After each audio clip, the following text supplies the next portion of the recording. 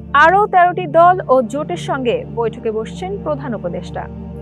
BNP, জামায়াতে ইসলাম সহ ৪টি দলের নেতাদের সঙ্গে বৈঠকের পর এবার আরও ১৩টি রাজনৈতিক দল ও জোটের নেতাদের সঙ্গে বৈঠক বসেছেন প্রধান উপদেষ্টার অধ্যাপক মোহাম্মদ ইউনূস।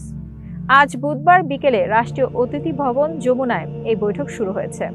বৈঠকে অংশ নিয়েছেন রাষ্ট্র সংস্কার আন্দোলনের সৈয়দ হাসিবুদ্দিন হোসেন, গণসংহতি আন্দোলনের জুনায়েদ সাকি, এবি পার্টির মুজিবুর রহমান, নাগরিক ঐক্যের শহীদুল্লাহ কায়সার, গণ অধিকার পরিষদের নুরুল হক, লিবারেল ডেমোক্রেটিক পার্টির রেদওয়ান আহমেদ, খেলাফত মজলিসের আহমদ আব্দুল কাদের, বিপ্লবী ওয়ার্কার্স পার্টির সাইফুল হক, জাতীয় সমাজতান্ত্রিক দল জেএসডির তানিয়া রব, ১২ দলীয় জোটের শাহাদত হোসেন সেলিম, বাংলাদেশ সমাজতান্ত্রিক দলের বজলুর রশিদ ফিরোজ, বাংলাদেশ কমিউনিস্ট পার্টির রুহিন হোসেন প্রিন্স, গণফোরামের মিজানুর রহমান।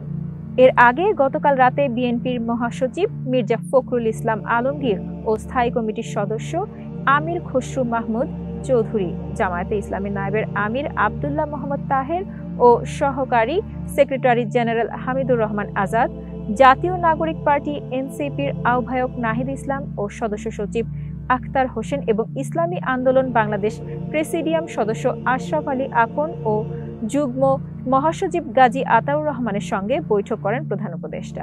এতক্ষণ বার্তা বৈঠকের সাথে থাকার জন্য ধন্যবাদ। নতুন নতুন তথ্য ও সংবাদ পেতে বার্তা বৈঠকের ফেসবুক পেজ ও ইউটিউব চ্যানেলের সাথেই থাকুন।